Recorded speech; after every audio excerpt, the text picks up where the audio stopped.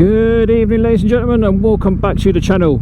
If you're new, my name is Lee, aka Rollin Thunder, and in today's video we're talking about mental health. So sit back, relax, grab a cup of tea, and let's get into the video. So ladies and gents, how are we all doing? Hope you're doing well. And as the title of the video suggests, we're talking about mental health. Now this video has come about purely because I had a little bit of a meltdown at work. Now don't worry, I didn't have a proper full-on mental breakdown, but I did sort of almost cry to my managers with regards to things that are going on at home. And I'm normally quite a private person, but I couldn't hold it in anymore, and I had to basically explain what was going on. Now the long and short of this situation is I'm not coping very well with the current situation regarding my mum, and that situation is, unfortunately, my mum has been diagnosed with Alzheimer's. Now admittedly it is the very early stages, but to hear that your mum, the lady that gave birth to you, the lady that raised you, the lady that played a massive part in I'm sorry guys, this is quite hard for me to talk about, I'm sorry, but the lady that gave birth to you and the lady that's made you the person that you are, and you know, raised you from obviously nothing to who you are, and was the one to look after you, to wipe your bum, to blow your nose, to kiss your boo-boos and all that kind of stuff. To see my mum, or to find out my mum has got this ailment, it's heartbreaking. It really is. And with it being Mother's Day not too long ago, it's now the 28th of March, Mother's Day was the 27th. It really hit home with me on how much my mum actually means to me. I know that sounds really soppy and it sounds really, you know, limp-wristed of me to say it, but I love my mum with all my heart, and I'm pretty sure you guys love your parents with all your hearts as well. It's got to the point now where I'm just not coping very well with it. You know, emotionally, physically I'm fine. You know, I'm fit as a fiddle. You know, I haven't got any broken bones or anything like that. You know, I'm your typical 37-year-old man. Got the usual ailments like achy joints, and my diet's not exactly very good. But mental health wise, I am struggling, and I mean I am struggling a lot. Now I know I've got my fiance to talk to, I know I've got my dad to talk to, I know I've got my friends to talk to, workmates and so on, but I never truly realised, or it never truly dawned on me how much this is affecting my mental health. And it's got to the point where it's even started to affect me at work, which it shouldn't do, because you know, work life and home life are separate. Do you know what I mean? Or they should be, at least. Whereas unfortunately, just at the moment, my my work life is being affected by my private life, shall we say. And it took today for my managers to take me into the office to have a chat with me about my work-based performance, that it actually dawned on me that I couldn't put my finger on what it was that was causing me to not be as good at my job as I should be. And then it clicked. The one thing that's been overriding everything else in my private life is worrying about my mum. And I could go on for hours and hours and hours about how much my mum means to me, and how much, you know, her having this condition is affecting me mentally and psychologically. I could go on about it for fucking hours, and it's got to the point where it's taken a conversation with my manager and assistant manager for me to realise how much it's actually affecting me. I try to not let things like that affect me if I can help it. You know, at the end of the day I've got a job to do, and I'm allowing my personal life to affect my... What the fuck is this geezer doing? My personal life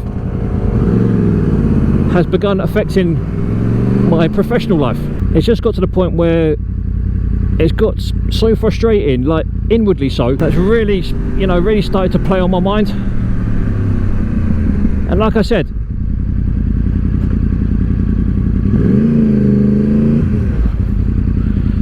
it's really, really, really started to get to me. And it doesn't matter what I do or where I go, it's always there in the back of my mind.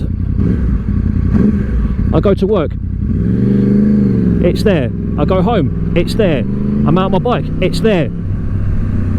You know, I'm on the phone to my dad, it's there. And I'm just worried that I'm not going to be able to do all the things and say all the things I need to say to my mum before she gets too ill. And it's almost like I'm powerless to do anything. And it frustrates the fuck out of me that I can't do and I can't be there to help my mum and help my dad through anything and everything.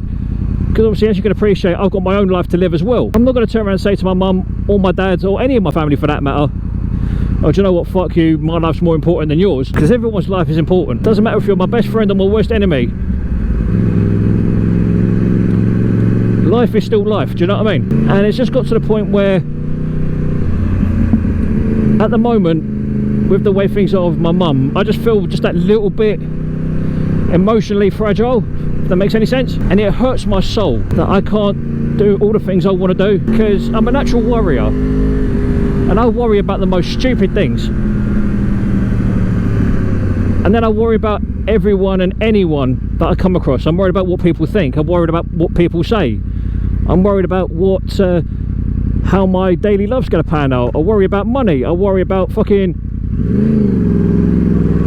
what people think of me at work. I worry about what people think of me at home. And I know I shouldn't really care about what other people think, but I do. But more than anything, it fucking upsets me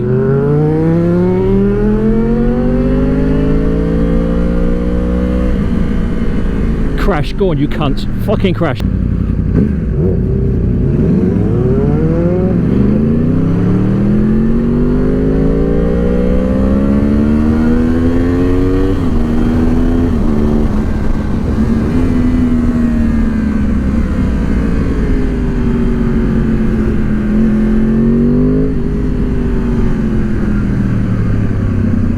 So I've got that little bit of road rage out of my system, sorry about that.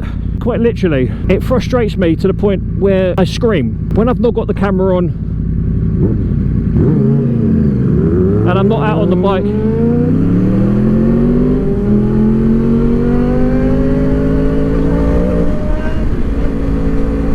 oh, you're so hard, couldn't give a fuck, bruv. I hate people that ride like that, it's fucking dangerous. You're a clown, you're an absolute fucking clown. You're nothing special. You ride around wearing a fucking LS2 open face, you fucking gimp. I'm not going to profess to be a psychiatrist or a doctor, because I'm not. That's nice.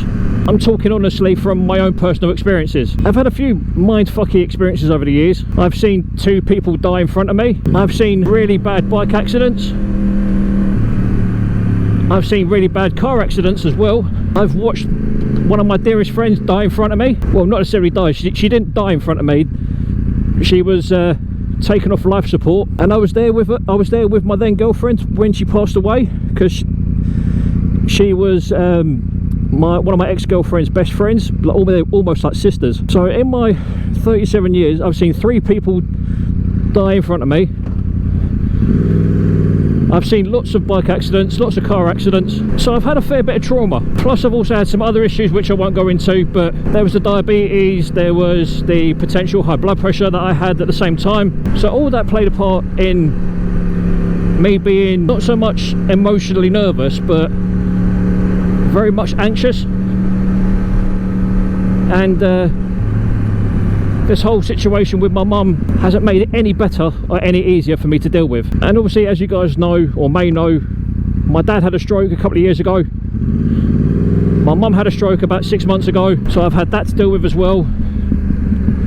And being the oldest child of my dad and my mum, because my mum's been married before and I've got 3 older sisters from a different marriage, but I won't go into that right now. And I've had to deal with all that without any emotional support from my sisters or my younger brother. I'm 37 years old and I shouldn't have had to go through as much as I have done at my age. And I'm not saying that I'm looking for sympathy, because I'm not.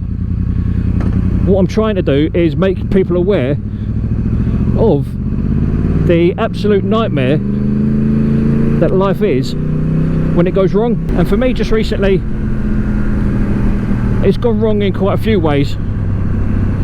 It's gone wrong in a few different places, a few different times in my life, none of which I can blame any one person for or any one situation for. But I can tell you hand on heart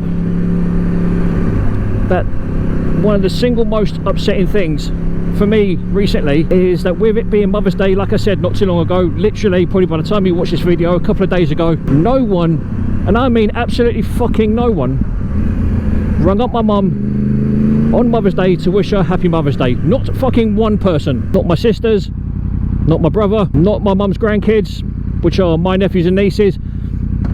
Absolutely fucking nothing. Not a fucking thing. No phone calls, no text messages.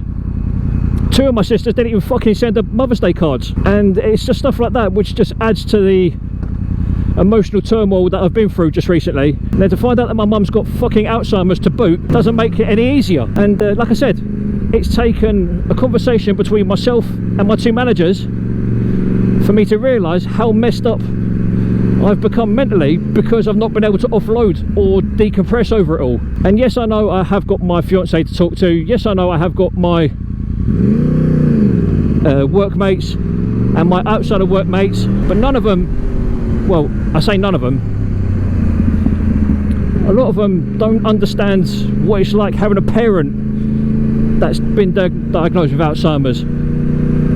It's okay, well, it's not okay, but in a way I suppose it's a little bit easier to deal with if it's a grandparent, or if it's an auntie, or if it's a cousin that has Alzheimer's or dementia or whatever to deal with, because you don't see them that often, or you don't see them as regularly as you used to.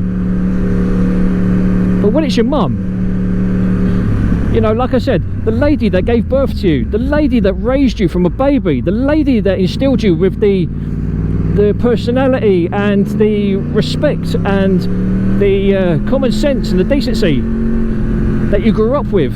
Obviously your dad's obviously taken part of that as well, if you're lucky enough to have your dad around, which I am. But it just goes to show that your mental state is a very, very fragile thing. And if anything else, I should really be thanking, and in actual fact, yes, I will. I want to take the opportunity to thank my managers at work, Michael and Ben, for opening my eyes to where I was going wrong and how badly I was performing at work, because it's made me realise that I can do my job properly, but I just need to offload when I get emotionally overrun, which is currently where I'm at. So thank you, Ben and Michael, for opening my eyes to the situation, and hopefully I can improve and sort things out and get my head back in the game and be as good as senior sales manager as I know I can be. And I fucking will be once again. Now that I've had my eyes opened to this particular situation, I can now deal with it, address it and move on. And that's what I plan on doing. I can't just be the one-man army anymore. I can't do it. I can't be the one that everyone comes to for their own emotional support, because I don't have many people to support me. And I know now that you guys at work know, well, my managers at work know, but everyone else will probably know sooner or later. You know, I just want to say, you know, thank you for understanding and not judging me, because I know I'm the oldest one in the shop, so therefore I should be the most emotionally secure and emotionally stable and psychologically stable. But you know, everyone has their good days and their bad days, and unfortunately right now I'm going through a little bit of a bad stage, because I'm still struggling to deal with the actual idea of my mum having Alzheimer's. And like I said, I can only thank you guys for opening my eyes to seeing that, and I hope you guys don't hate me for it, and I hope you guys will sort of understand and be there for me when I need it, which I know you will do, so I don't even know why I'm saying it. But anyway, like I said, ladies and gents, mental health, it's a very fragile thing. If you think someone needs help, just reach out and talk to them. Ben and Michael have done that to me, I'm doing it to you guys. But please, if you feel emotionally overwhelmed or emotionally drained and you think you need help, go and seek it. Talk to someone. Do what I didn't do, and just open up to someone, even if it's over a beer or over a curry or whatever. Just open up to someone so that you guys can get a load off your chest and, you know, get yourself back into a better mental state. Anyway, that's enough of me rabbiting on for the moment. I hope you enjoyed the video, and I hope it wasn't too upsetting for you guys, and I hope you got something out of it if you did. And as always, ladies and gents, thank you for sticking around to the end of the video. Please feel free to subscribe if you aren't already, and if you are subscribed, don't forget to smash the like button and ring the bell so you're kept up to date with all future notifications. And like I always say, ladies and gentlemen, boys and girls, you guys have been absolutely fucking amazing. I have been Lee, aka Rollin Thunder, saying look after yourselves, look after each other, stay safe on the roads, be aware of COVID-19, be safe, be happy, and as always, adios.